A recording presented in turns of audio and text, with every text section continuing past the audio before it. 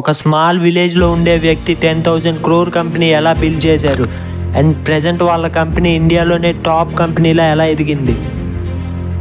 దీని గురించి తెలుసుకునే ముందు ఎవరైనా కొత్తగా ఛానల్ చూస్తున్నట్లయితే వీడియోని లైక్ చేసి ఛానల్ని సబ్స్క్రైబ్ చేసుకోండి.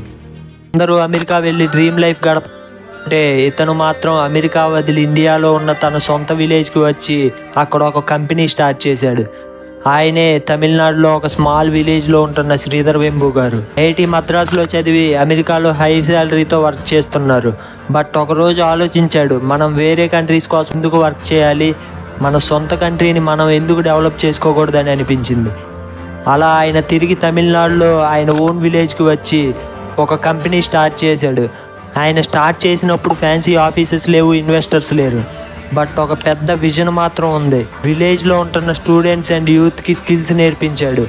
అలా స్టార్ట్ అయిన జోహో ప్రెజెంట్ వరల్డ్లోనే 180 కంట్రీస్కి పైగా వాళ్ళ సర్వీసెస్ని ప్రొవైడ్ చేస్తుంది. అండ్ వాళ్ళ కంపెనీస్లో 90% ఎంప్లాయీస్ అందరూ విలేజెస్ నుండి వచ్చిన వాళ్ళే. మనం పుట్టిన నేల కోసం మనం ఏదైనా చెయ్యాలన్న లక్ష్యంతో పనిచేసే శ్రీధర్ వెంబు గారు ఈ కంపెనీ స్టార్ట్ చేశారు. జోహో కంపెనీ చేసిన యాప్స్ ఇప్పుడు ఫారిన్ కంట్రీస్ యాప్స్నే బీట్ చేస్తున్నాయి. మనందరికీ వాట్సాప్ అండ్ జీమెయిల్ తెలుసు అండ్ వాటిని ప్రతి ఒక్కళ్ళు వాడుతూనే ఉంటారు. బట్ వీటికి పోటీగా మన Indian apps Arattai and Zoho mail వీటిని బీట్ చేస్తున్నాయి. ఇప్పుడు స్మాల్ విలేజెస్ నుండి కూడా పెద్ద కంట్రీస్ని బీట్ చేయొచ్చని శ్రీధర్ వెంబు గారు ప్రూవ్ చేసి చూపించారు. శ్రీధర్ వెంబు గారి మీద మీ ఒపీనియన్ ఏంటో కామెంట్ చేయండి. ఈ వీడియో మీ ఫ్రెండ్స్ అండ్ ఫ్యామిలీకి షేర్ చేయండి.